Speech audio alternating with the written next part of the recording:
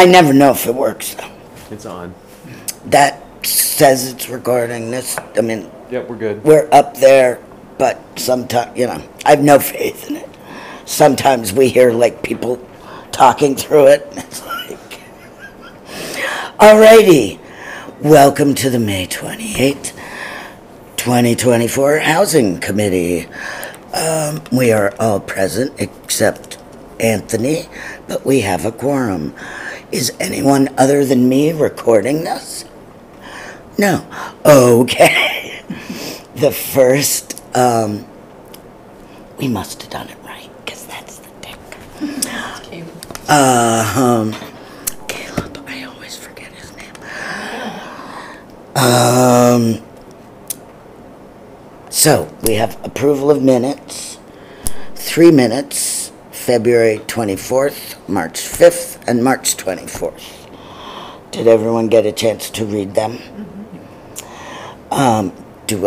Anybody have any comments, corrections, questions? I believe you just said February 24th, but here it says February 28th. The dates are little. Okay. No, that's May 28th, which I didn't put on the agenda. Oh, so February is the 28th. Okay. February, I think, is the 24th, right? Did I totally screw it up? I may have. Anyway, let me look at this. So the first one, February 28th, should read actually the 24th. Is that correct? Oh, it is the 28th. The 24th was... Yeah, definitely the 28th. This is Yeah, right. the 24th was Housing Authority. Sorry. So it is the 28th. So that should be the 20. So that should be the 28th. So we'll correct that Okay. So the agenda stands corrected. to February 28th, which I will correct in minutes as well. Otherwise, may I have a motion to approve the minutes? I'll make a motion to approve the minutes of the February 28th, 2024 meeting as presented. I think we can do them all at once. And the March. All right. Okay, then Yep. we have, I don't have the March one. Oh, Okay. No, I don't. and the March. And March 5th? Okay.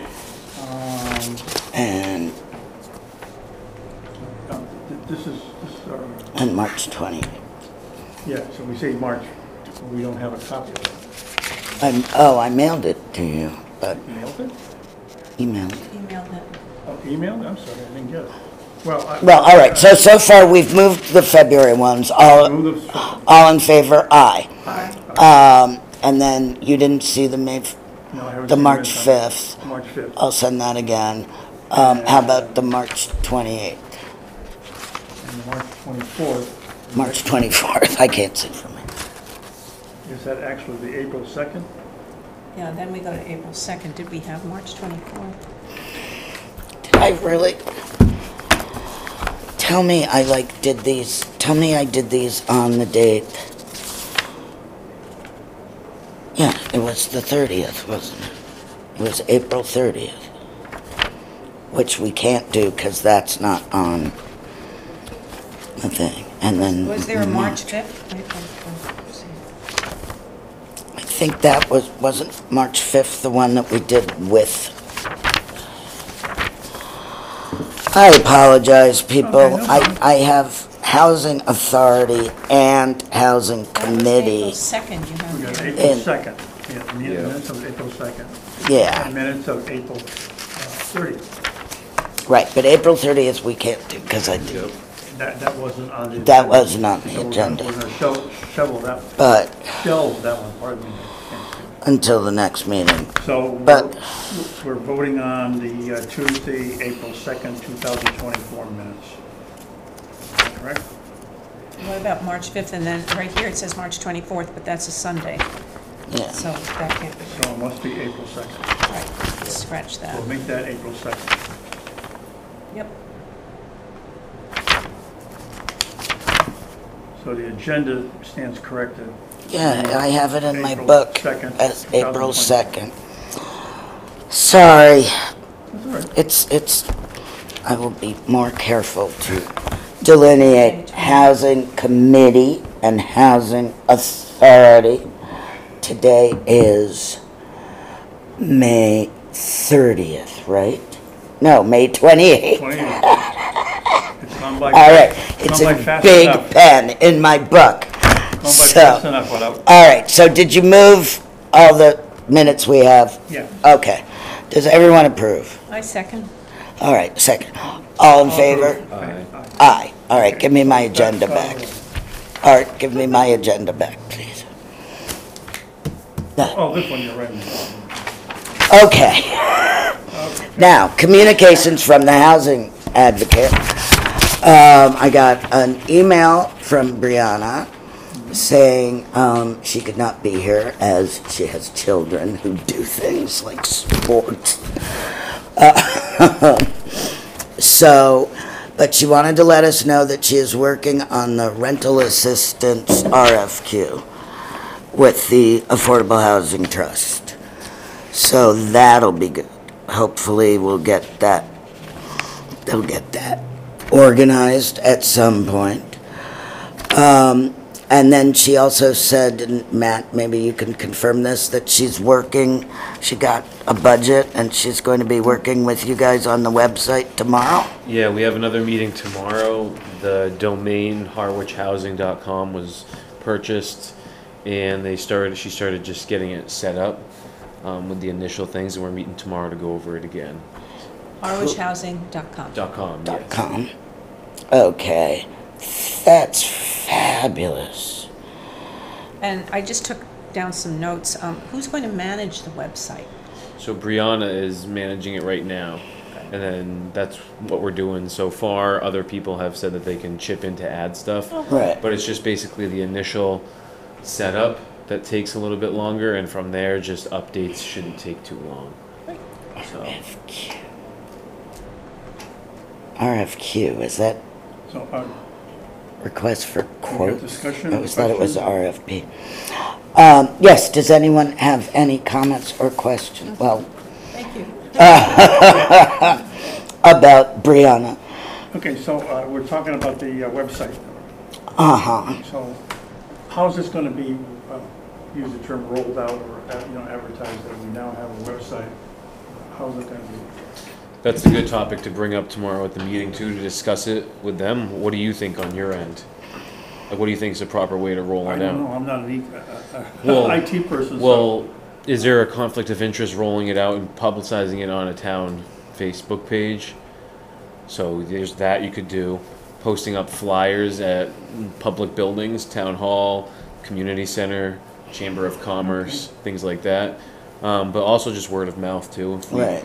Social media goes a long way in the town. So just get it on there, and people ask questions, and now we have a place for them to go and Right. actually get that info. Okay. I'd announce it at So Select board if I meetings may, and stuff, that yeah. kind of segues into my communication thing, and being at the community center the other night, we had a. Oh, Mary- I want to do this at the end. you- Is that okay when we get to other projects and information? Because we Okay. have a No presentation. problem. Okay, and I'll hold my comments. Is that okay? Perfect, thank you. I'm putting you on the agenda, so when I get to that number, Yeah, okay. I won't forget you, No problem. okay? And then I see nobody from the Affordable Housing Trust here, but we know from Brianna that they're working on a rental assistance RFP, so, that's good. I mean,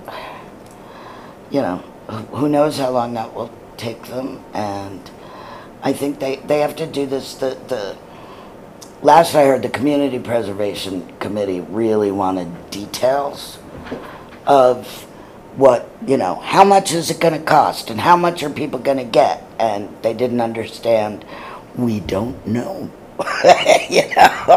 that we have to talk to it, so they want us to do this first, so hopefully then they'll be able to do this, and we'll be able to get some money. But from the CPC next year, But in the meantime, they have enough money in the trust because they did get another 500,000 at town meeting.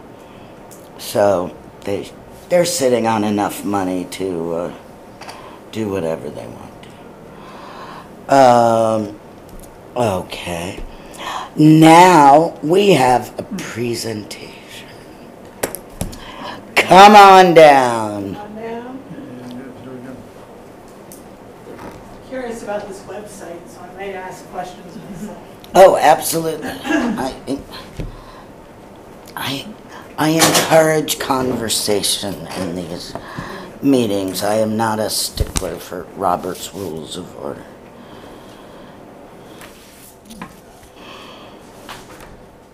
I Thank made you. 3 copies, so Elizabeth, I think you guys want to share. Yeah, Is that okay? that's fine. So just figure 'Cause I'll I'll be- have it at the end. Yeah, I'll be taking notes anyway, so. I don't know if anyone's come to any of our info sessions, but it's a shortened version of that. But I don't remember seeing you, but that doesn't mean that you weren't there. All right. Start with your name and organization, please, ma'am. Organizations, because I represent many. Organizations, that's right. My name's Talitha Abramson, and I work at the Community Development Partnership. But I work under a joint venture between CDP and Homeless Prevention Council. They came together probably 2 years now with the help of funding, ARPA funding that Sarah Peak was able to secure, and basically created the Lower Cape Housing and ADU Resource Center. And so I handle the ADU part under the Community Development Partnership, and then my counterpart Ellie Zucker, she works at Homeless Prevention Council, and they have their own set of programs. So I'm kind of here to talk in general about the center, but really specifically about the ADU piece, because that's what I know. So had you had any interaction with the Lower Cape Housing Institute or heard about it before? I like that. You have. Yeah. I hope. There's a lot of housing organizations, committees, acronyms. I'm very excited at the collaboration. Good. Sounds Yeah, and Art and I have been on many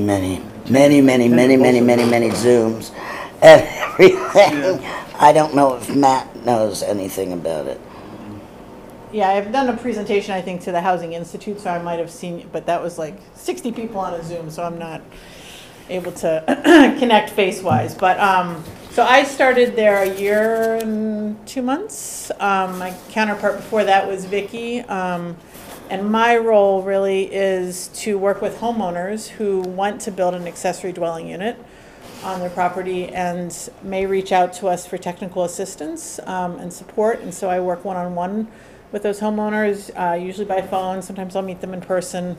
And do kind of a feasibility study if that's needed. Some people call me kind of towards the end of their process. Some people call from the very beginning, and I can help them through various steps.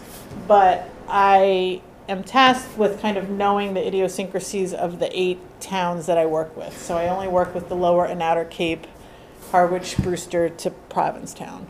So it's a lot of bylaws to know, and they're always changing every year. So I don't. Please don't quiz me, but I know where to find the information.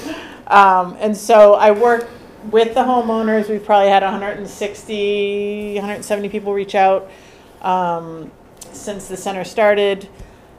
And I also work with town employees in planning, community development, health, conservation, building, kind of the main buckets that a homeowner would go and talk to those people. I've made inroads in all the 8 towns with people to both have my questions answered, but also to share what I'm learning. So part of what I also do is I research like crazy everything nationally and internationally to do with ADUs and see what are the leading states in the West doing with bylaw changes, with state legislation, with funding mechanisms, with innovative models, and then I try and share that as best I can with the town staff who are then hopefully, speaking to whoever is, going to make the changes in the town, but they're informing those folks. So that's kind of in a nutshell what I do. I don't know if you have questions so far. Well, I have all kinds of questions. Yeah. Why don't we wait till the end? We're gonna wait till the end. Yeah, so the homeless prevention piece is that they have a bucket of money that they've kind of spent pretty quickly around housing stabilization funds, rental assistance. They do case management. They have a rental listing, but it was a good idea in theory, but really because things are so snatched up so quickly, they haven't really had a lot of people want to list things because they haven't had a need. Like, they just word of mouth. No, wait, this is who? I'm sorry. Homeless prevention. Oh, okay. Council, right? So they also do landlord and tenant education. And so the thought was, we have, in theory, when this center was kind of envisioned, was we have a pot of money that goes towards incentives. We have technical assistance to help people build them. And when they're built, then they need to be populated and those people need to be supported. So we have the landlord tenant education. In reality, and I think this is also the case with towns doing bylaws. Oh my God, if we do an ADU bylaw by right, oh my God, there's going to be so many ADUs that are built. The depressing numbers are that, like, in one town we've had 2 ADUs built in 5 years.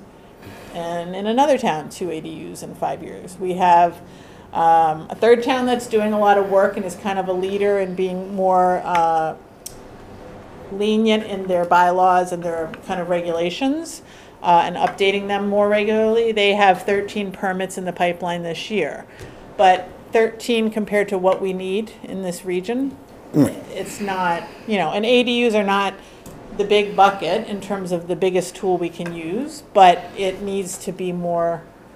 Here's Anthony. Hello, Anthony. No worries. No worries. We approved minutes, and Brianna's not here, but said you're having a meeting tomorrow, so. And now Talitha is giving us a presentation on ADUs. We covered a lot in the conversation you and I had, so Yeah. you didn't miss anything. Okay. Just introducing the center and how I help homeowners. So the big news flash, which you I'm sure are aware of, is that ADUs are not easily built here. So part of what I started to really dig into in my first 2 months when I realized all of the barriers was well, what can we do about that? What are the ways that we can make it easier? Not just changing the bylaws, but are there other models we can look to? Are there other communities that are doing things differently? How are we different than, the communities on the West Coast? Right. I've talked to ADU experts. I've done online trainings, and we are really different than the West Coast because we're not on sewer in the way they are. We're a septic dependent region. And that is one of the biggest hurdles we have, by far. Cost, I would say, is probably number one. Cost anywhere is probably number one, but we have COVID costs, and then we have island pricing costs, as they say, Right. on top of that.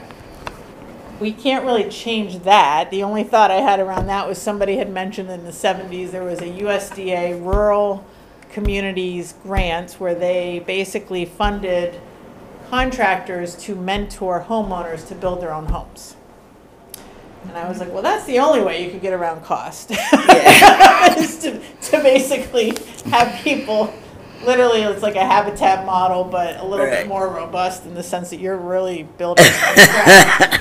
And we don't even qualify as a community, so that's kind of, at that point, it's not. We're an not option. rural anymore? For some reason, Massachusetts is not on their list when I inquired, because I inquired. I'm like overturning any rock I can find, right? So cost is kind of, it's not, you could do a modular, but that's really not that much different these days. It's a little bit less. So cost is up there, and then septic is by far, whether it's the cost to hook into sewer, the cost of our taxes for sewer, or if it's the cost of an innovative alternative septic system, cost of expanding your tank. There's just all these costs that you don't typically know about as a homeowner. If you're like, hey, I just want to renovate my garage in the back, it seems so simple. Right. It's not. It needs to be more simple, but right now it's not. We're like, I say, I would gauge we're like 10 years behind California in how we're looking at ADUs. So the one way I feel like we're ahead is that we have really good financing products from local banks, which is great. And that a lot of the communities here do have it by right, whereas like the rest of the state is still wanting to catch up around that, which is why we have that housing bond bill that's wanting to pass that at a state level. But the rest of the state, minus Western Mass, is not really looking at the septic hurdle like we are. And Boston is not as aware of that because they're on sewer. So that is one of the biggest, I feel like, obstacles for homeowners that you don't think about, right? I had a woman today who was like, oh, well, I have a 4-bedroom septic and I have only 2 bedrooms in my house, so I should be able to do a 1-bedroom ADU. And I was like, well, you need to check with the health agent, because as soon as you do a secondary dwelling unit, it doesn't matter if you have the capacity in your system.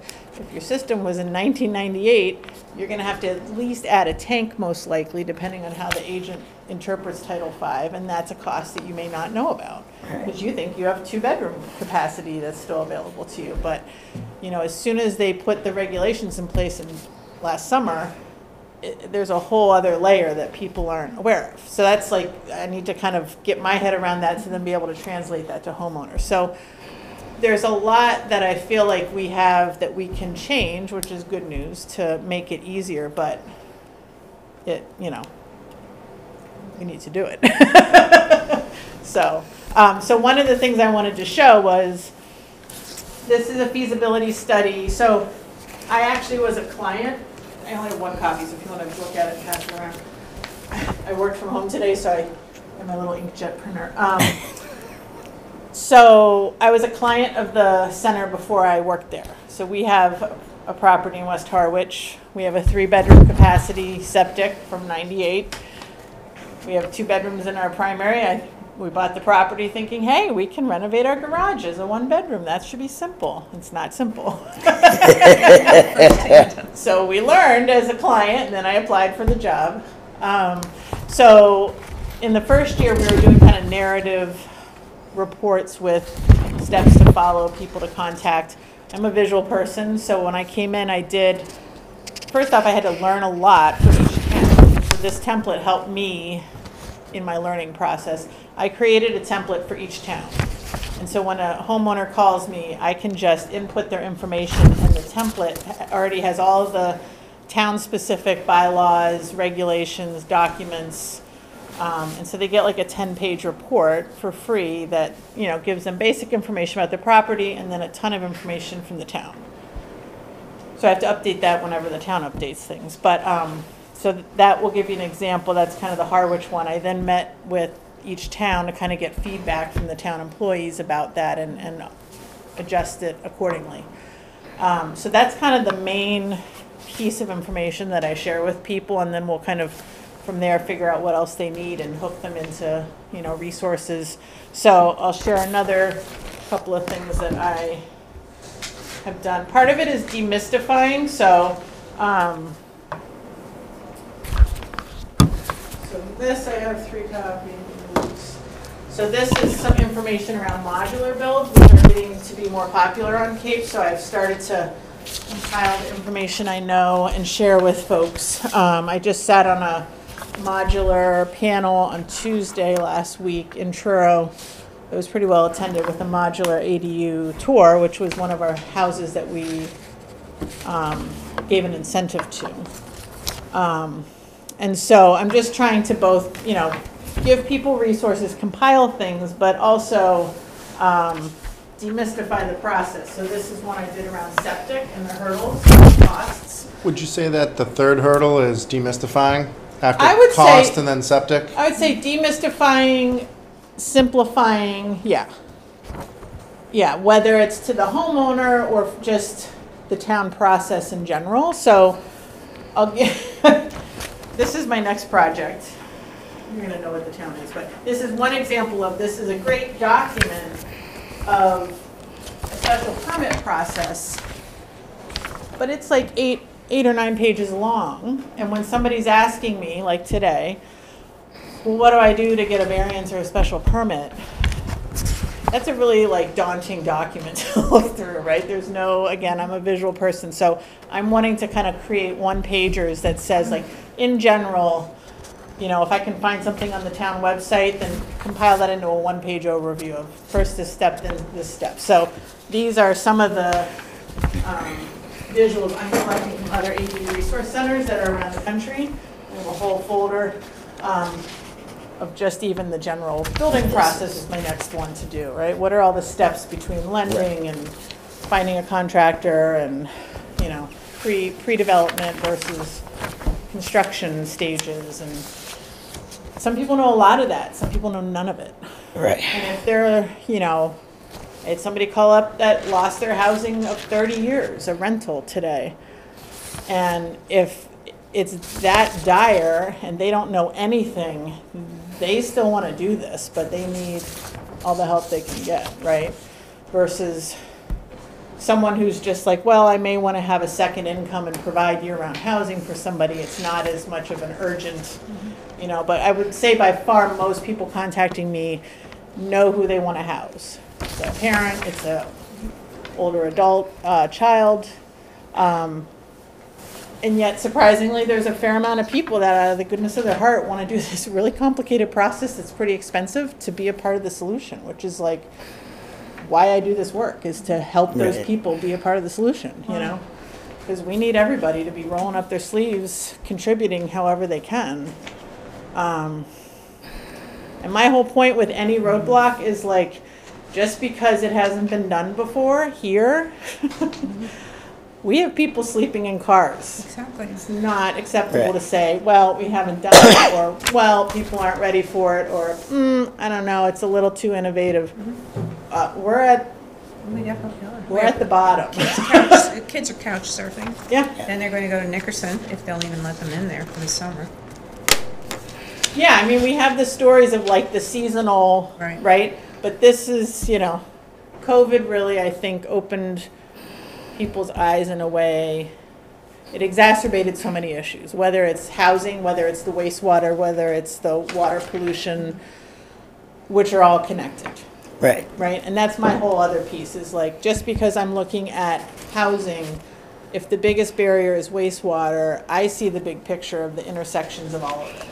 And the problem solving has to be larger than the silos responsible, because right now the silos aren't fixing it at the rate we need them to, you know. Great.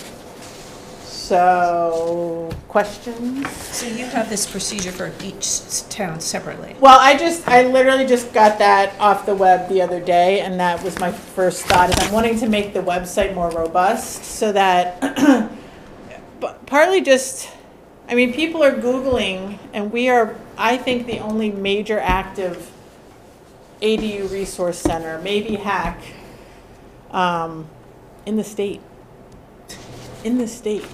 So I have had people off Cape Google ADU Resource Center, call me up, and I'm like, I can't really assist you, but here's the website that could assist other people in the meantime, as well as our own residents, right? So, so that's what I'm wanting to focus the summer on, is kind of building a toolbox of handouts that I can share with people that's free, that demystifies the process, that educates them, and also then working with towns. I really want to be able to advocate that we adopt pre-approved plans, because that's one way to bring the cost down. There are regional ADU resource centers in California. They don't have town by town. They don't have, you know, it's a huge jurisdiction. They oversee massive amount of money funneled through because they get legislative statewide funding for ADUs. And they have everything from an ADU calculator that tells a person, plug in your address and we can tell you when you will get, you know, I mean, and so I've talked to the people who've developed the calculators. I mean, I've like gone deep into the kind of the Netherlands of California ADU Resource Center, because they're pretty impressive. But they all have pre-approved plans. They have directories of, they're either pre-approved and you buy them through the town, or they're pre-approved and you buy them from the designer. And so there's pros and cons to both of those, but the pro in general is that if there's 5 pre-approved plans, say if we're still doing it town by town, then people building in Harwich will know those 5 plans and they will build them faster because they know that house in and out, right? And If it it's just saves the architect. Joe Smith and wants their very specific house, then that's going to be a lot more comprehensive, complicated process that costs more money. Right. So pre-approved plans, These are great. aren't they great? Yeah. So that I'm working on that version for us. I did not create those. Those are the examples from California. Right. I want to talk with towns about, and I have, about creating a tracking system. So case in point, when we went in Harwich to our recent change in 2023, basically bypasses the planning department and goes straight to building. And so any kind of change like that, if building doesn't have a system set up that has this very specific ADU permit, it's just a building permit. And then we don't know how many ADUs are being built every year, right? So we want a tracking system. Well, we found that out when I inquired. Is that, okay, thank you, thank you, Right thank you. So tracking system, pre-approved plans, looking at alternative models, like could we look at pocket neighborhood zoning and cottage colonies? I mean, we are the quintessential cottage colony, I feel like, originator, but they're seasonal, right? So can we go and look at that as a 4-season approach, right? These are kind of zoning changes they're doing out west, where it's not necessarily co-housing, but it's arranging, you know, smaller houses within kind of a neighborhood approach versus, you know, sticking one cottage behind each house, right? It's like looking at your charge is to work towards diverse solutions, and we need diverse housing. It's not just the same person that's requiring housing. It's a single young person that might be fine with a house that's only 200 square feet, but then there's a family of 4 that can't live in that, right? So it's like, how do we look at all those options? And that's what I'm kind of enjoying, you know, researching. But we need to then bring it to the town level. It can't just be in theory at this point. Again, we need all tools on the table. You said there was a town in our area that had 13 homes under construction? Well, Or 13 in permits. the process. 13 permits is what I was told. Can yeah. you divulge the town? Brewster. Good for them. Brewster's always doing well. for Brewster I and mean, they were the Orleans. first, my knowledge is, in this area to do the bylaw, then they were the first to then redo it. And I sat in on that planning board meeting and gave them some feedback from what I was learning from the West Coast. But they had a great, honest conversation about how fear kind of drove the conversation the first time. Oh my God, if we do this, then there's going to be an ADU in every yard, and you know. And then when they got to the reality, it was like nobody's able to build anything because it's so constrictive, it's so complicated to understand, right? And that's where when we had our changes in this town, it made it a lot simpler. It wasn't 40% of this, but greater than that. I mean, there's just this push in zoning to be more simplistic and more, you know, form-based. And I think that's the way to go, you know? Like, I've been loving this book. Just want to do a plug for Strong Towns. If you guys have a little reading a book. But that, to me, has been like my foundation for learning around what is the new wave of kind of housing and where ADUs fit into this as a solution. Now, have you talked about doing, you know, all this investigating? Did you run across anything about, I think his name's Jason Kander, and he set up tiny homes for veterans?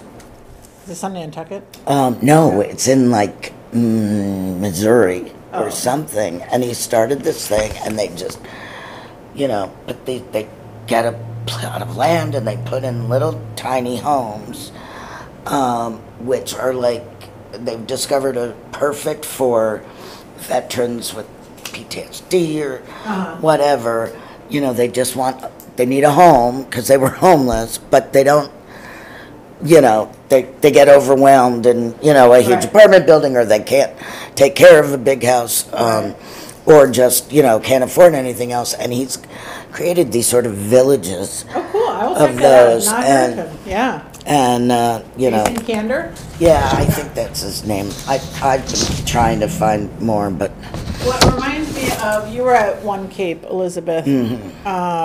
Did you remember, were you at Allison Thurman, I forget her second last name, the architect who spoke? She was a keynote, and then she came and spoke in a smaller room. She had some fascinating designs and information around ADUs. I mean, she kind of went similarly like down a rabbit Right. hole in Arkansas, and she has free designs of these little cottages that they assemble in a kind of a community, but she came up with creative ideas of like, if they were all one bedroom and they had 12 in a community, that the 12th one was not occupied and it was actually a short-term rental, so that the other 11 residents could rent it for a family member since they didn't have a second bedroom, or then I think it was able to that's draw right. income maybe for that community. But she is like somebody I look to because she does not stay in the box. And that, that to me is like quintessentially what we need to be doing, is just busting out of the box. And a lot of her stuff is out there for free consumption, which is great. Right. So I will look at Jason because that sounds similar. Yeah. There's a level of, I think, COVID telling us that like we've lived very individualistic lives, and COVID, people came home to live, there was this like needing to rely on your backyard community. And I think at this point it's like we need to redefine that concept of community and what it means to be securely housed on the Cape, I think part of the Cape story was the Cape Cod Shuffle, but there's the Cape Cod Shuffle, and then there's these just heart-wrenching stories of it's not doable anymore. Yeah. It's not, I mean, it always used to be when I first, discovered Cape Cod. I was a little kid, and my mom would rent a house for a week or two, and we'd come down, and that's how the Cape works, people. But it's people renting their own home, and either they go camp in Nickerson or they go visit their family, and they'd rent it for a while during the summer to make, pay their taxes and pay their mortgage, and that was great. That's how the Cape works. But during COVID especially, the ADU problem, I mean the STR problem just blew up, Well, and that's the other thing I'm trying to learn from other communities, is that in the rush to like the carrot and the stick have been merged. Conversation around short-term rentals and ADUs Right. have been blended, and they shouldn't be. And so people in the kind of zoning and bylaw community talk about, like, if the ADUs are to be really successful, we need to figure out a way to incentivize them without restricting them out of fear of short-term rentals being, operating out of an ADU. So it's like, so how do you do that, right? Yeah. So I've started to look at, like Placer County, Crested Butte, like other seasonal tourist communities that have this seasonal influx, have a huge short-term rental issue, also have septic issues, a lot of these places, right? And how can we learn from them? Because right now I feel like we are blending it of like, oh my God, you have to have it be owner occupied, both places. Right. The way that the restrictions are cuts out so many of the homeowners that could be part of the solution. If somebody's a snowbird and it's an owner occupied both places, they can't build an ADU if they're in Florida for 6 months. But wouldn't it be great if they could rent out the house and then they had a year-round ADU person to look after that, and then they had stability on the property, right? Like, there are some towns that are Right. like that, but most of them are more still wanting to make sure it's owner occupied out of fear, which makes, I get the fear piece, but it's taking so many houses off the table. We already have all the houses, 40 to 50% that are seasonal to begin with, off the table, only used for a couple of weeks a year. So then the ones that are year-round or 6 months, we need to figure out how to maximize and incentivize those people to want to be part of the solution. So that's what I'm trying to figure out. Is Yeah. Yeah, I mean, everything. That's why I like to not follow Robert's Rules of Order here, because it's going to take everybody involved in housing or not throwing every idea against the wall and seeing if it sticks. Well, Now, my comment Art, you had is, questions. First of all, I love your presentation. I think what you're doing is great. Thank you. And I'm a big fan of ADUs and the whole concept and on and on and on. And I've been in the trenches too long, but I'm starting to get a little jaded. I'm sorry, I'm going to interrupt for 1 second. Matt, will you put the mic between you and Art?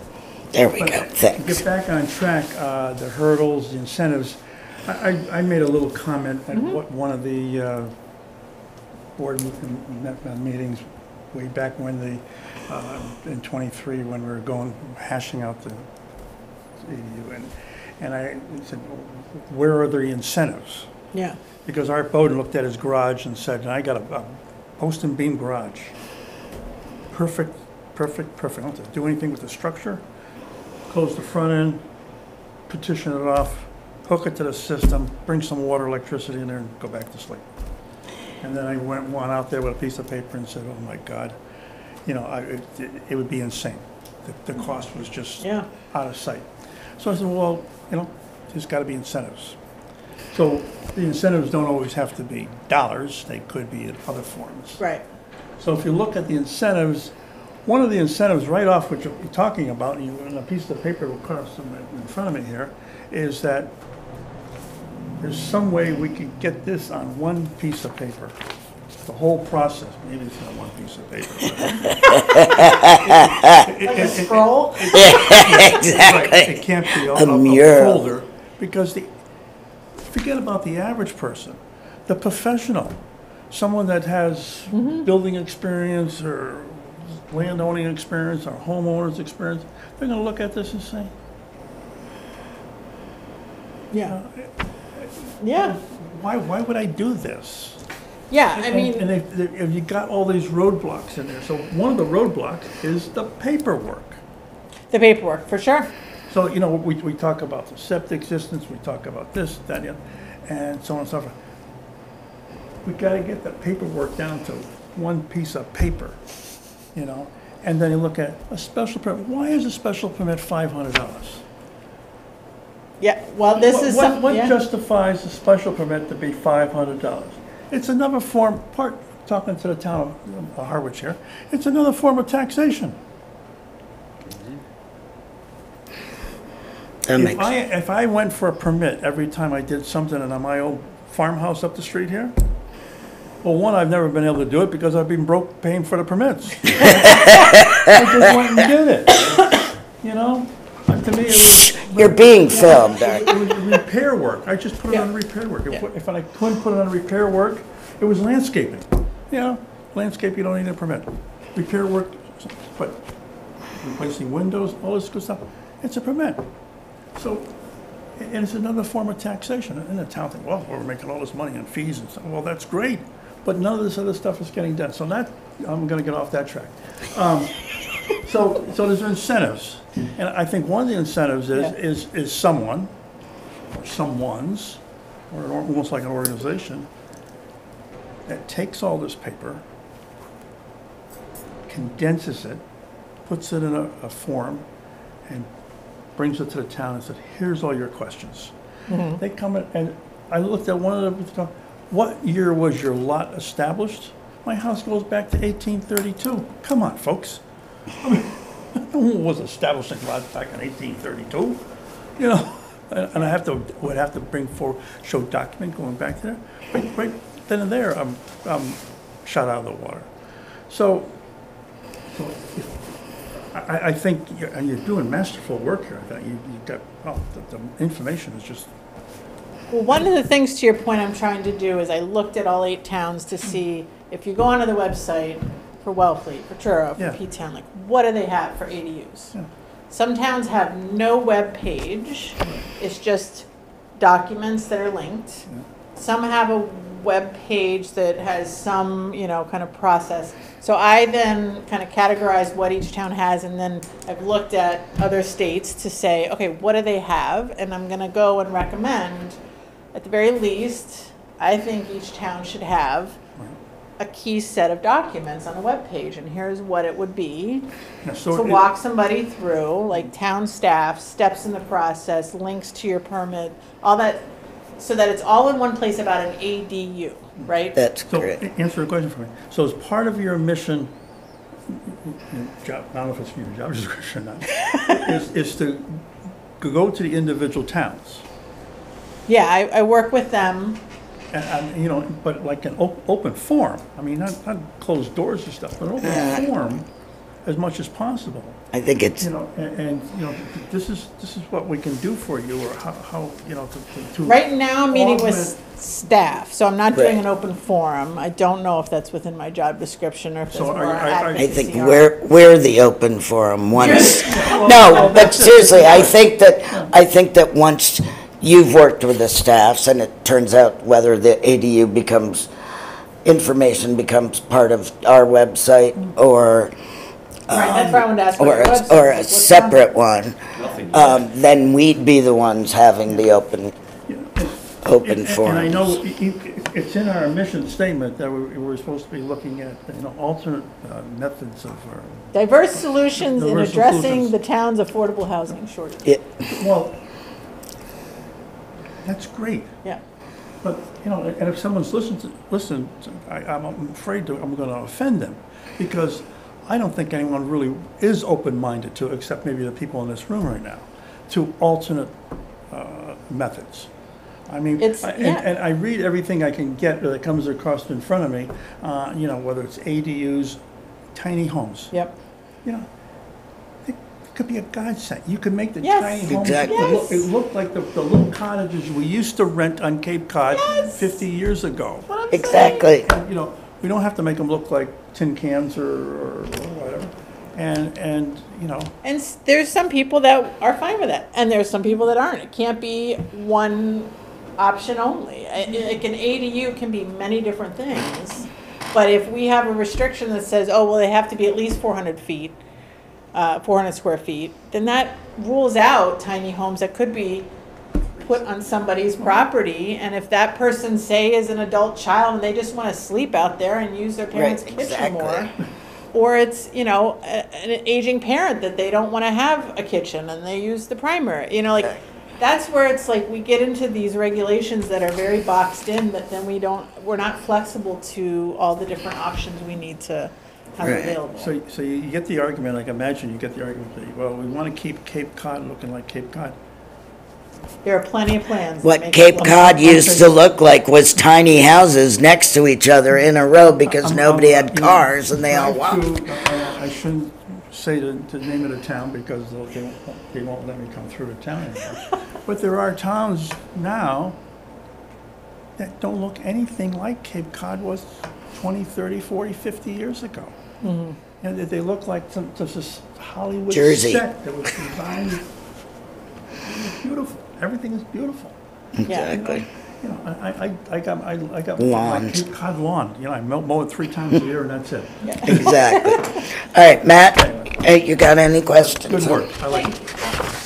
I think it's great what you're putting together, just to have a place where someone can go, simplified information saying, hey, this is what I'm interested in doing, here's what property info, basic outline of these are the steps to take, because my experience too is it's very confusing for people not only to just go to town hall and talk about a regular whatever building permit or even a septic question, but to even pop this question. So I think that's great. And just to touch upon what you're saying, at the end of the day, all of this stuff is talked about, but it just comes down to really changing zoning and laws in the town and bringing it to town meeting, because we hear all these things like, oh, we don't want it here, it doesn't want to look like this, that's all good feedback. But at the end of the day, in 20, 30 years, if we don't make a change, it's this place, we are going to have something, but it's tough, like you were saying about short-term rentals, I know before the meeting we were talking about how busy it got on the Cape this weekend. Like, that's great. Like, the economy, the more rentals, honestly, the better. Like, if people want to come here and spend their money at these businesses, I know the local people are thriving getting that business. But at the end of the day, like you're saying, getting an ADU in there, we have to have that fine line just saying, like, look, you shouldn't be afraid to do this. We know housing is an issue. This is just another way to help it. And like you're saying, it really, in my opinion, it comes down to, I mean, the septic and the zoning, you know, all that stuff. So I feel like that's the most pushback you're going to get. Yeah, I mean, to the short-term piece, it's like on our street, 3 year-round homes, 3 people died or moved away that had been there on the street for 25, 30 years. They're all Airbnbs. And that's just, you know, I've only lived here 5 years and I'm like devastated, right? Right. And my thought is like, well, we don't know what the housing market's going to be in 5 years. So why couldn't you put into effect short-term regulations that are short-term? Where you say it's like almost a revolving option where it's like the first 5 years you have to rent year-round. And after that, for 5 years, you get to do short-term rental. Like the whole piece of not allowing short-term rental as an option is that nobody can afford to build an ADU and then recoup the cost. So they're not going to build it to begin with. Exactly. So if you say to them, look, we have a housing need now, can you rent year-round for X amount of years, somebody do the math, and then there's a reprieve and you're able to then recoup money in the next, you know, and then, you know, you're cycling people through that where it's not like it's all black or white. There's no short-term rentals at all. And then nobody can afford a $300,000 to $500,000 ADU. You know? Right. Yeah, also to add on that, on the flip side, it's a supply problem at the end of the day. It's not a demand problem. So at the end of the day, the more money that comes here from wherever it may be is a plus for the economy and for the people here. But at the end of the day, the issue is a supply of housing. So the only way to fix that is to add more supply. At the end, the demand's not going anywhere. That's just what... Like, well, it's to add more supply, or I feel like the elephant in the room is, for a lot of the homes that were purchased during COVID or are not inhabited for only a couple weeks a year, how do you engage those people in the solution? Because they're the people that come here and don't have people that are going to serve them at restaurants or X, Y, and Z. If that is part of the housing stock, 40 to 50%, how do we engage them in the solution? You engage them when they're screaming at a you know, poor girl at Dunkin' Donuts. Why is it taking 20 minutes? Well, because they're understaffed, because nobody who would work here can afford to live here, Right? thanks I to mean, your I think second there's homes. a public education campaign almost in need of getting more people involved in the solving the problem. That's huge, engaging them. I mean, at the end of the day, really, all the business they bring supports us. The taxes they pay go to this town. So at the end of the day, engaging is very important because if they're going to want to be a part of the community, they have to know that this is an issue. We can't at the same time feel that we're trying to push them away. No, exactly. You know? Yeah, like I thought about the 3 houses that have been bought up. Do I write a letter to my neighbors to say, I don't know if you're aware of the housing situation, but here's a little short PowerPoint on what's going on. and we really need you to be a part of the solution.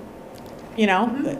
And whatever, at least it's communicating to somebody, or if I see them in person to talk to them about it. But I feel like we often just go, well, those are off the table. Well, that's 40 to 50% of our housing. That leaves us with so little to work with. Well, what if we nibbled a little bit of this and then also did the ADUs? Then you have way more to work with in my mind, right? I don't know. I'm constantly just... Yeah. I can't deal with, well, we tried that. Well, maybe we tried that 30 years ago, but guess what? We're now in a different time frame. People are in a different mindset. Yeah. Anthony, and I don't know, I'm sorry if I'm stepping on you, but I just know the two of you are working on the website. So I don't know, A, if you have any questions or anything, and then B, if you want to talk with her about the website, whether you think the ADUs should be a part of the website you're creating, or... Have you seen Wealthly? I'm sure so they have a great... We administer, yeah. Yeah, so that's a great website, and I remember when we first started talking about building one for Harwich, I really liked what they had on there. Yeah. It's kind of like a one-stop shop for everything that you need, so I think having that on there would be obviously a good thing. Mm-hmm. Yeah, because if they're interested in housing, it's going to be right there. Yeah, I mean, if that's in an accessible way, Yeah, right? exactly. In a friendly way. I feel like a lot of time town websites, I'm not saying any town, but like they're not user-friendly. No, you're- user-friendly, they're not Nicely enjoyable. put. That's an It's enjoyable, very, very beautiful website to go to. Pleasing, you know, versus frustrating. You know, you don't want to be frustrated if you're trying to be part of the solution. That's, you know, so any help I can provide, Yeah, thank Count you. It me is in. good. Wellfleets is fantastic. Yeah. Glad you think that. That's awesome. I think it'd be good just to continue to have that relationship as we try to build our website out, just, which you have obviously a lot of resources for it. Yeah, I would love to help, you know, my goal to kind of get towns to be consistent in what they're sharing. It'd be Yeah. great. So, you know, you guys seem open. We need more like of that between the towns. Yeah, well, partly I feel like then it's easier if somebody actually has the radical idea to go regional. Regionalized, yeah. Then everybody's aligned, and then, you know, how hard would it be? That's my secret strategy. That, Good, that's what original. I'm on the County Assembly of Delegates. Don't think I'm not trying. There's a need for having a conversation that goes beyond town borders, because Right. it's not unique to Harwich. It's not unique to Wellfleet. Do they have different populations? Sure. Do they have their idiosyncrasies? Yeah, but overall, we're all dealing with, I mean, that's where it's great that you see these collaborations and funding streams go across towns to build affordable housing. Like, that's what we need more of, you know, so. Anybody else? All right, I have one more question because I always have more questions. And I have something I want to I- share that's not in my role. Because we keep talking about septic, and the Mass DEP put through these, I mean, great for the environment, new rules last year, but for the Cape, they're causing towns to really have to scramble, and unless a town, even if a town comes up with a watershed plan, eventually homeowners are going to have to, under the new rules, do something that's going to be expensive, whether it's hook up to the septic, whether it's put in a new kind of system in the backyard, or what. It's within 10 years, everybody on the Cape is going to have to do something expensive. And I've heard something about eco-sanitation, but I know this was a conversation over breakfast with friends, so none of us really knew what we were talking about. That was a good So do you, conversation over food. do you know anything about it? Do I know anything about that? Yes, I do, partly because I'm investigating it myself for our property. So we live in the Bell's Neck area, and we're in a low-lying area between Herring and Swan River, and we get water every year. And so I think we have a over 1998 septic system, so that's like nearing its age. Where's wood? And if we were to do an ADU, we automatically have to do a tank expansion, I've been told. But I don't know if we'd also have to do something beyond that, right? And so, and that's partly where I'm like wanting to outline all the septic costs, is partly for myself to figure out, right? So I've been told, I've done a lot of work and collaborated with Mass TC, and I did a lot of investigation around eco-sanitation, urine diversion, and the Falmouth pilot that's going forward. And I think, and I've been saying this for a while, but now I'm not saying it in my CDP hat. Here's my CDP hat and putting it over here. I'm now saying it as an activist and a homeowner. I think this is the only way forward for ADUs. I think that if we're going to wait for somebody to have $35,000 to $100,000 more on top of a $300,000 to $500,000 build, nobody's going to want to build these things.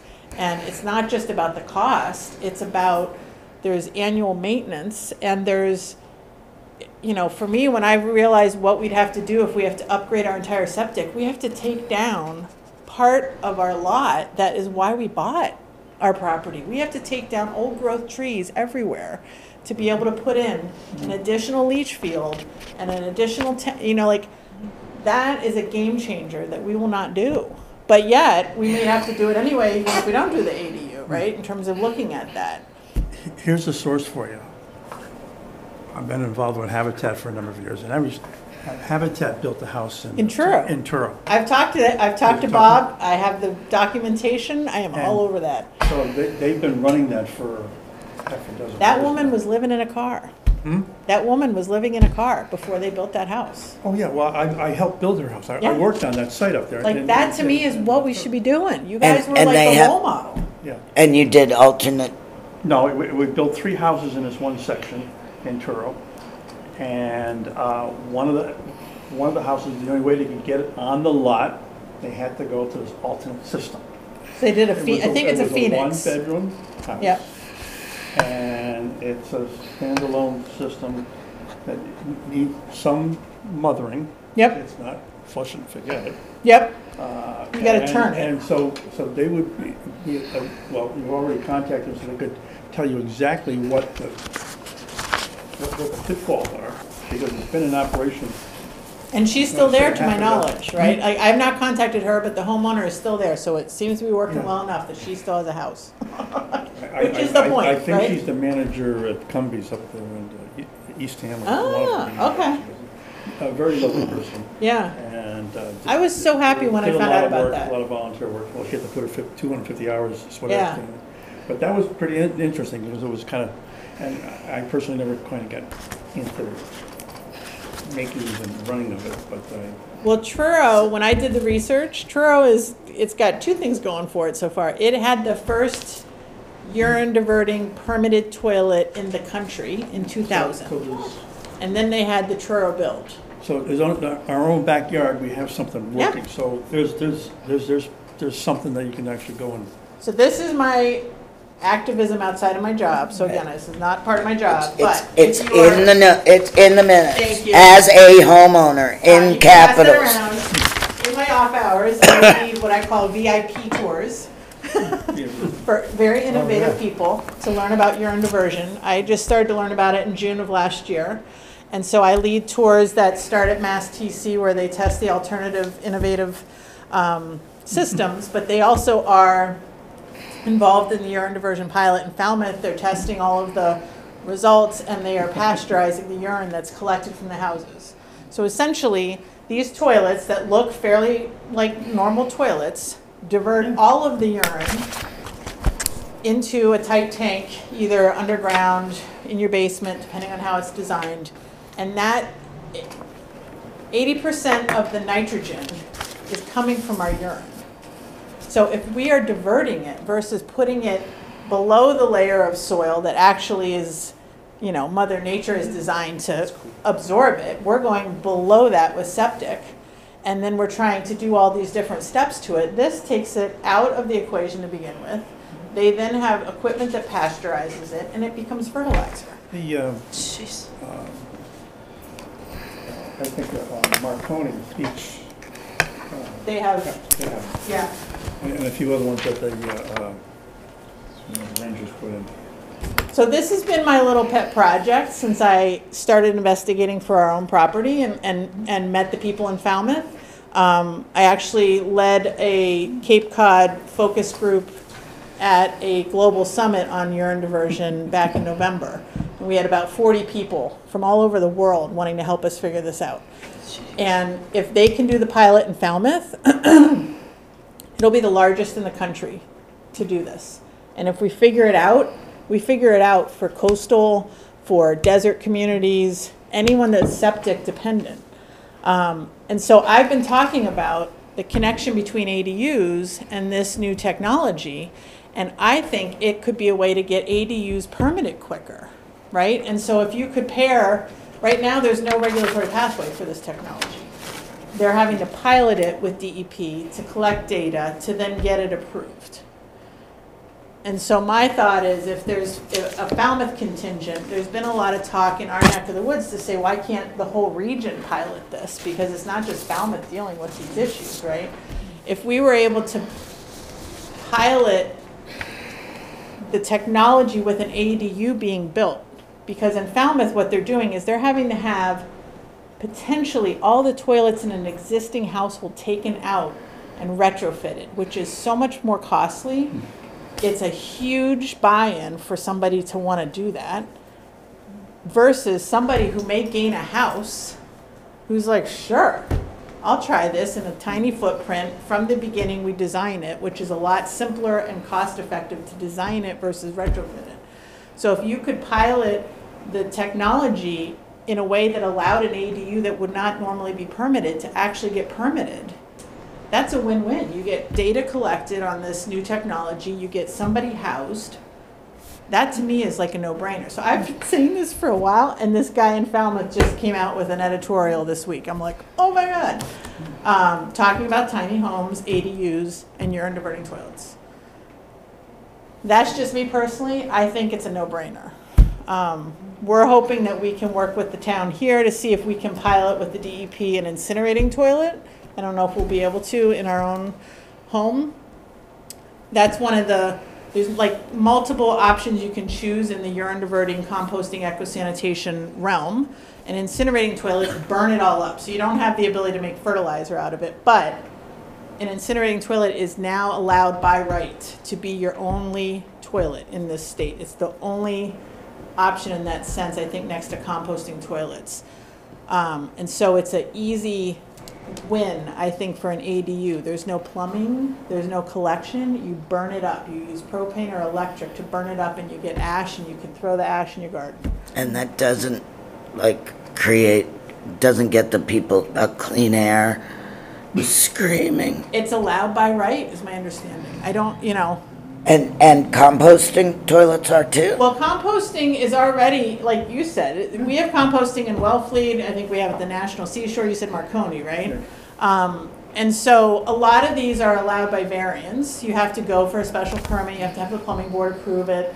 The issue with the urine diversion specific toilets where they're they're separating out, source separation, sort of like recycling, is that they have not been approved yet by the state plumbing board.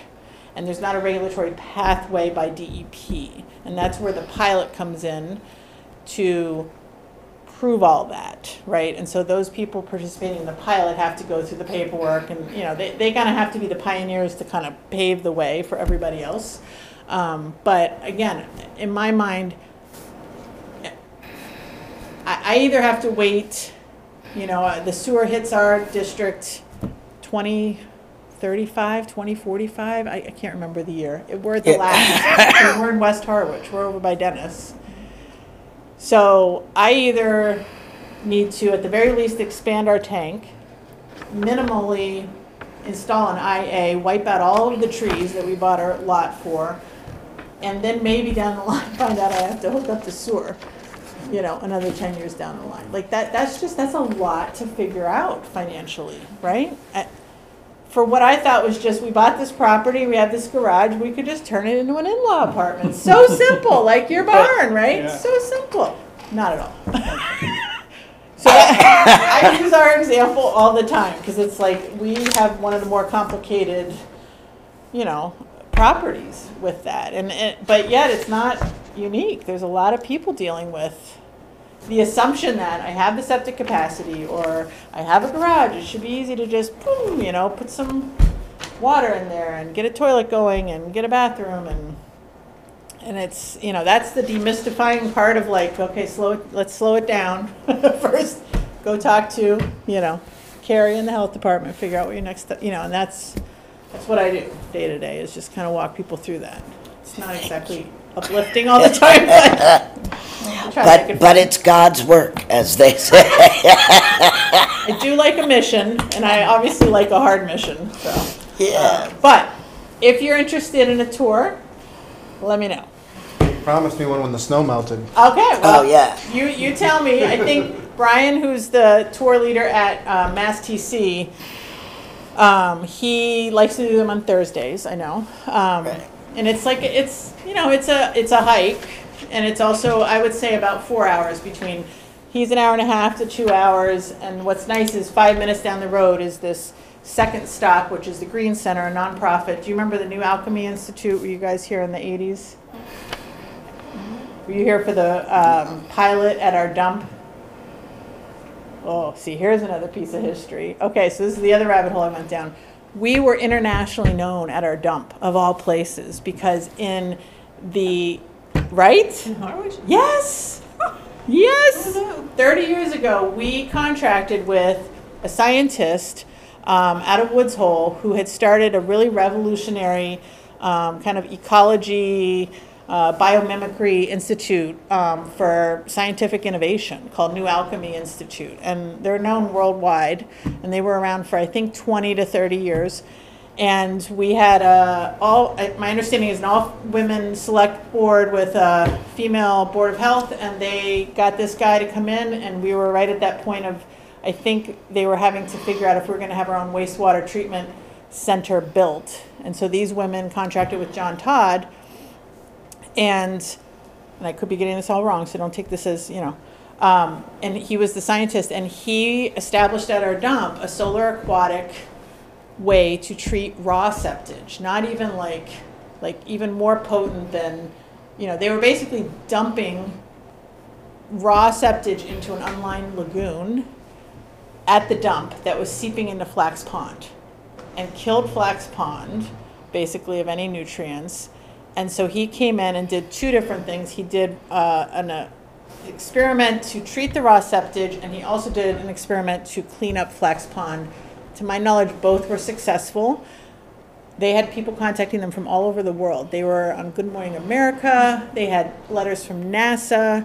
I basically looked at all the primary documents. There were boxes of just, you know, saved blueprints and whatnot. He was able to, using plants, the sun, and water, treat raw septage in 10 days to be potable drinking water at our dump.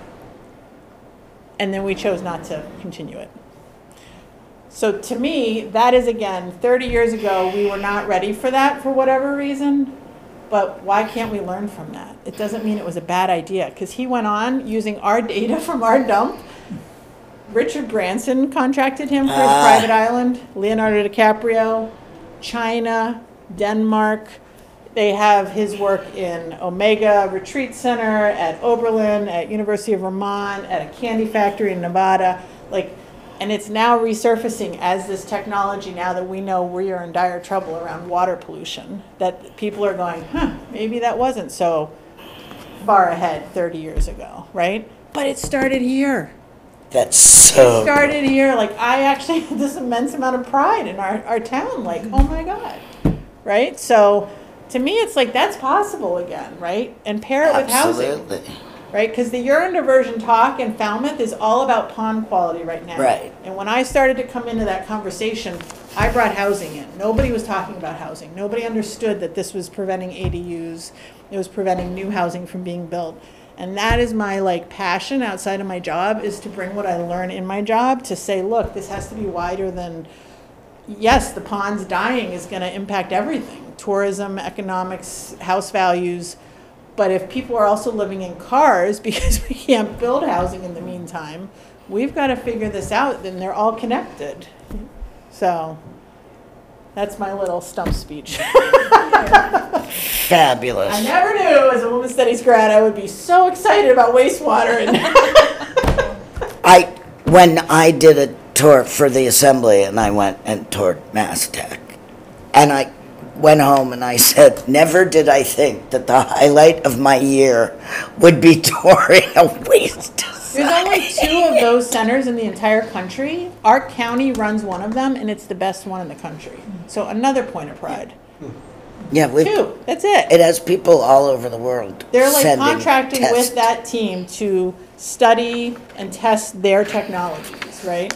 But on top of it, we're advanced in that. We have Brian Horsley, who's really knowledgeable around the eco-sanitation piece, and he's been educating folks so that that's now a second pathway that's there. They're, testing and monitoring and then looking at the IA systems, but they have one of 6 pieces of this pasteurization equipment that kills the pathogens in the urine and then allows it to be fertilizer. And in Vermont, they have farmers paying for that.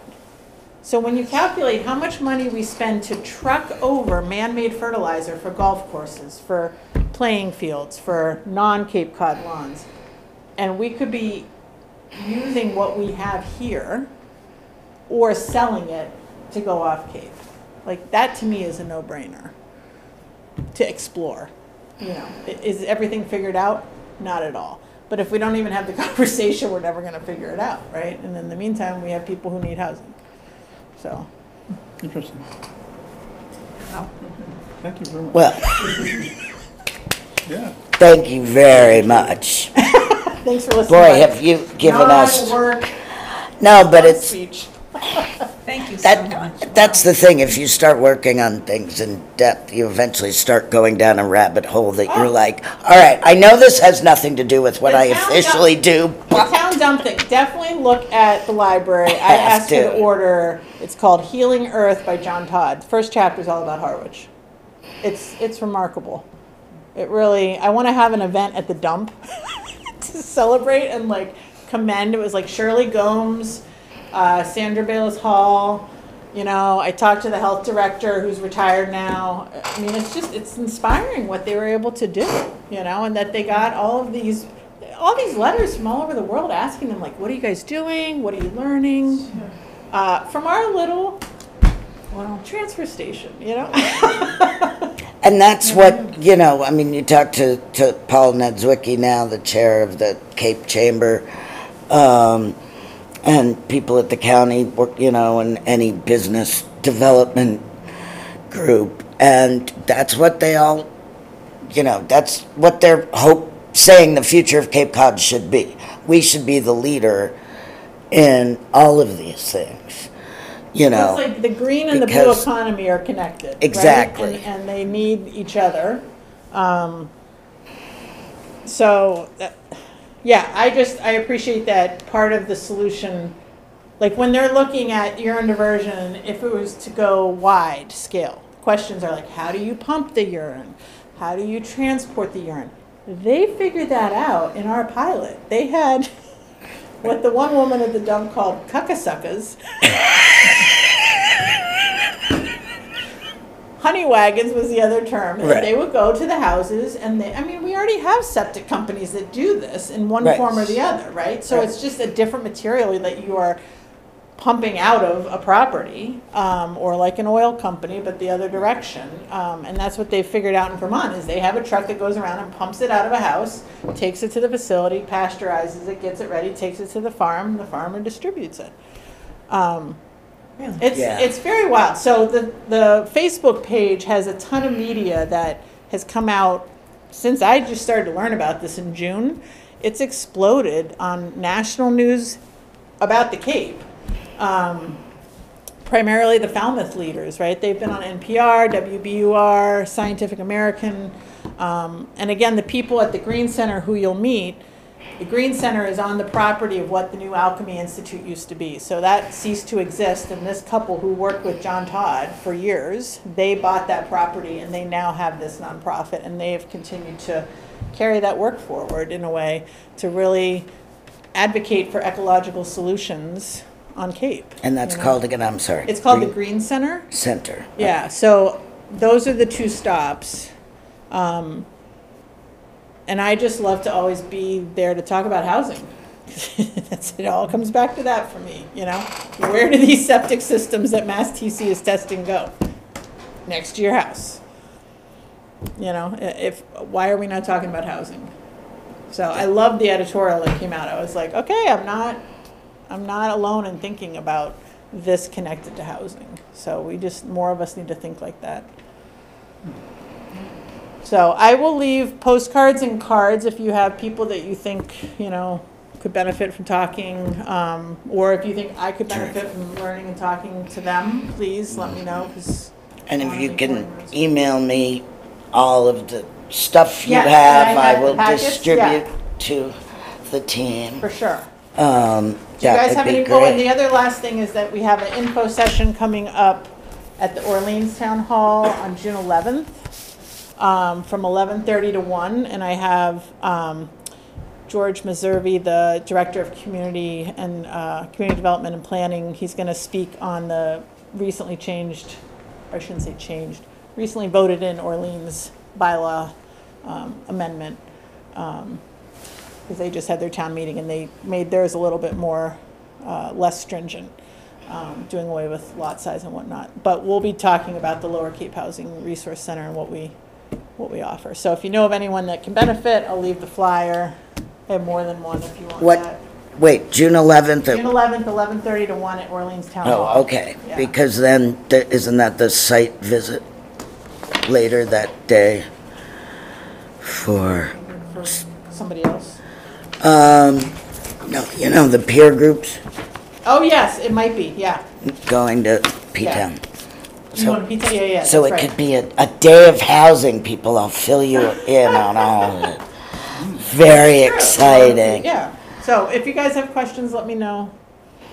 Very good, thank you very much. Thank you. Yeah, look forward to collaborating, especially on the website, anything else. Yeah. You rock. Thank you very, very much. Thank you, guys. Thanks for all you're doing. Terrific. Thank you. And, you know, stop by. We're now officially the last Tuesday of the month. Okay. So if anybody, you know, if you ever want to stop by and throw more ideas at us or ask for our help publicizing something or, Okay. you know, because that's, you know, part of our mandate is getting all the ideas out there and doing whatever we can to, you know, increase all kinds of housing. Small charge, you guys. Small charge. Small. There's Nothing much. information there. Thank No. you. It's great to meet all of you guys finally. And Thank you. great to connect with you in person, Anthony. Thanks. Thank you. Have a great night. You too. Thank you, thank you. Thanks for having me. So I was gonna, did anyone have a chance to wade through this housing production plan yet? Just like, I think what we should do is like, I don't know what their schedule is. But if you can just read it through and jot down any notes you might have. Just because I think eventually they want to come talk to us. Karen Sonnenborg, who's the consultant on this, has told the new planner that she would like to come talk to us and get our ideas. So if you can read it, then, you know, it's like reading. I mean, I printed it out because and that's double-sided. It's lots of, you know, skim it. Especially because you'll find, like, they updated, Is this on the town website now, or? yeah, and they updated it at the beginning. This is just in a draft form right now, right? Right. And they updated the beginning, and then all of a sudden you start seeing, like, yeah, no, that hasn't been like that in Harwich in 15 years. Yeah. A lot of it is dated. So just skim through it so that then either at the next meeting or the one after, we can have a conversation with this woman. You know, it's really easy on an iPad. You go, oh, okay, no, or no, oh, that's interesting, no. Because it's, how many pages? 132. So, you know, I mean, it'd be nice if you read it when you go home tonight, but I won't insist. But just, you know, at some point, just take a look at it, and so we'll be able to discuss it somewhat intelligently with them in the future. And then, what do you people want to talk about? What have you been up to? I know you two have been working on the website. What's going on? We're meeting more tomorrow. Brianna got some initial like pictures and stuff, getting it drafted up, set up with the overview of what it's going to be, and we're going to go over it tomorrow and think of any other stuff to add and just get it going. Excellent. Pretty much it. Excellent. Now, is there anything the rest of us can do to help you with that at this point, or? No, just I think when the time comes, just think of some ideas what you think should be on there. You know, it's important stuff. Terrific. Thank you. Anything else you want I think to ask for, link complain to about? Talitha Anderson would be Yeah, great. yeah. Just have Yeah. some, like, she, I know, she's, wonderland of knowledge, God. I mean, she can whip off like project names. I can't even pronounce my own name. Yeah. Mary Ann, darling, anything you would like to bring No, up? I mean, I was in heaven hearing all this about ADUs. Great. Now, Art, I know you have. You, I seen one of your emails, you were going to, what was it? I forget which group it is now. It was the peer group? Is that in Providence? When I give it, after everyone else has had a chance to speak, then I'm gonna do a little presentation on what's going on, So you're future going to, meetings to go to and stuff, Okay. should you wish. But you said you had some stuff you, Well, the thing that jumped out at me is that when I was at the community center, is the myriad of flyers there, which were all great. I thought, wow, there's obviously another form of communication. And a lot of people pass through the community center. Probably more people pass through the community center than go online and wade through I'm all for the website, and I think it's a great idea, but I tell you, you gotta keep it simple. Because being in computers don't get along too well. right, a lot I of turn people. one on, and I actually can get some stuff off it now and then.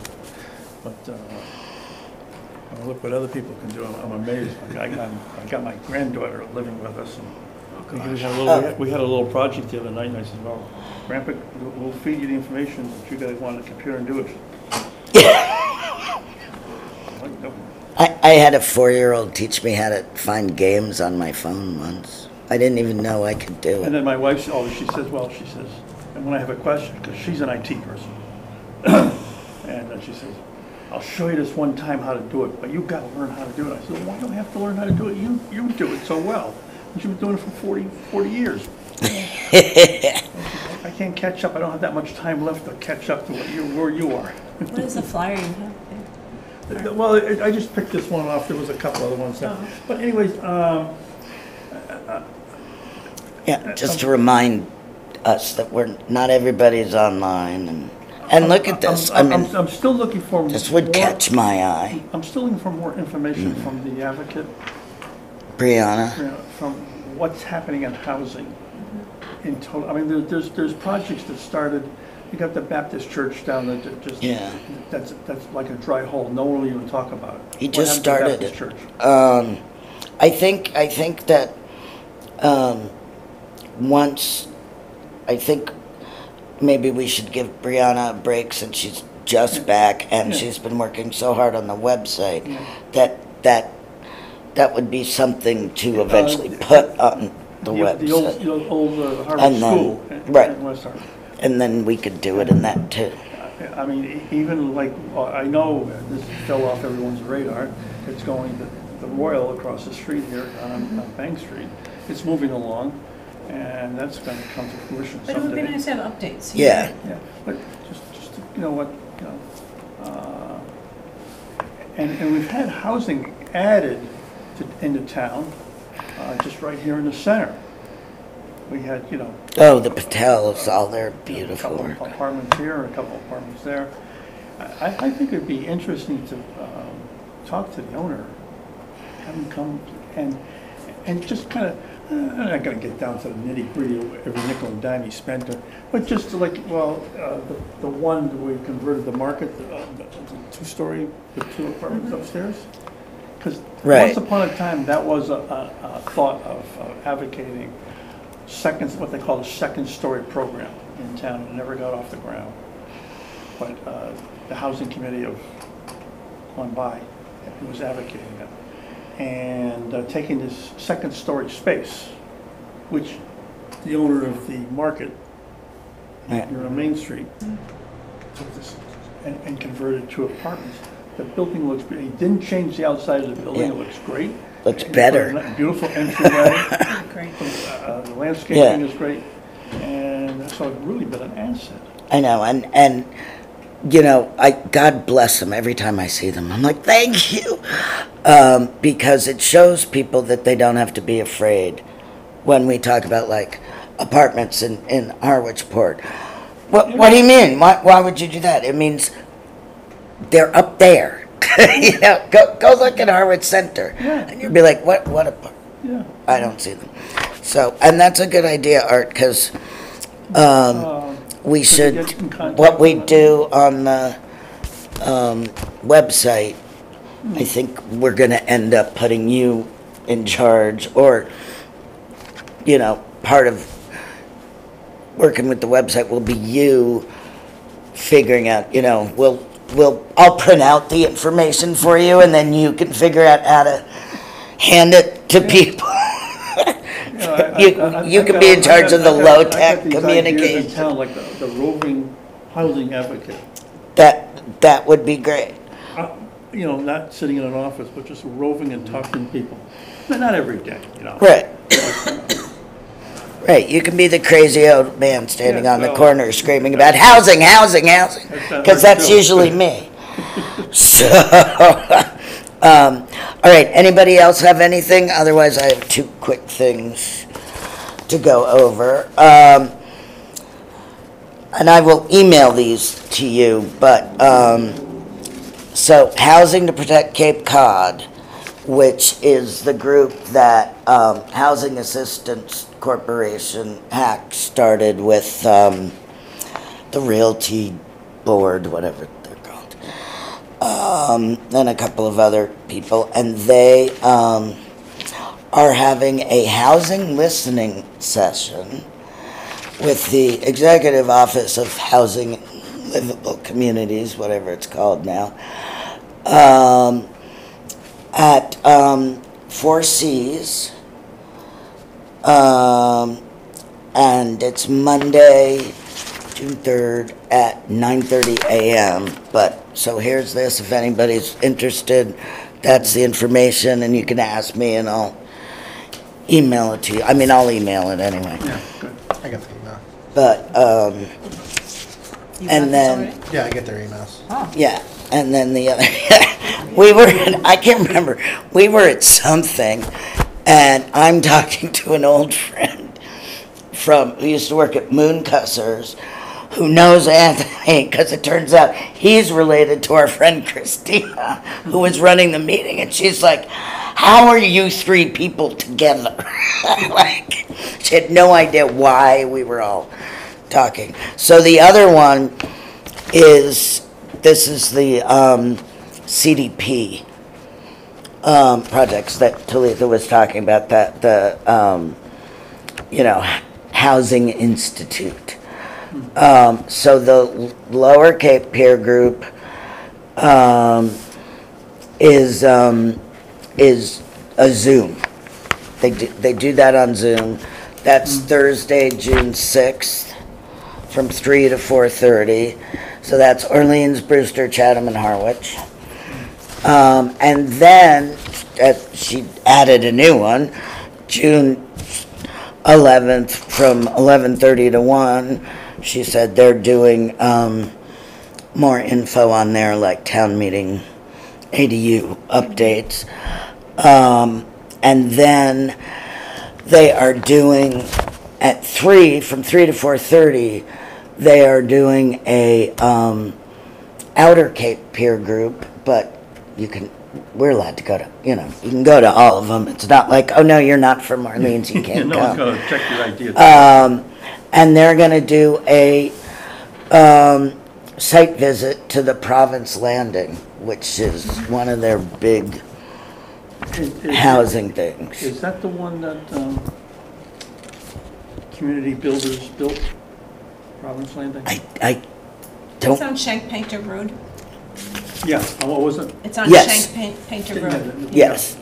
I had the pleasure of going through that a couple of years ago. Yeah, very nice. So I will email you Yeah, Like, they did a masterful job on 2 acres of land. Talk about density. Been there a while now. So I will email you those. I will hopefully also I'll email those in the morning because the Rangers start in 20 minutes. Okay. And did you need either of these? I got it. Thank you. Just want to see this one. Matt, did you want to look at those? Are you going And then, next? so, She'll email it. You're gonna email it. yeah, I'm gonna email them, but, and then, so we are officially now the last Tuesdays of the month. Yay. Good. So our next meeting will be June 25th. You know, most committees, At you know, 6? yeah.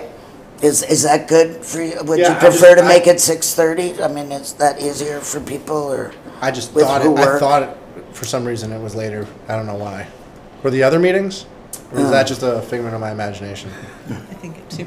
It Have was you had me. your baby? I think I had originally said they'd be at 6:30, and everybody was like, well, 6 would be better, and then I realized, yeah, you know, 6:30 cuts into sports. First of all, may I have a motion to adjourn? Motion to I'll adjourn. make a motion to adjourn the meeting. Second. All those in favor? Aye. Aye. Thank you. Gotta hit the button. So we will.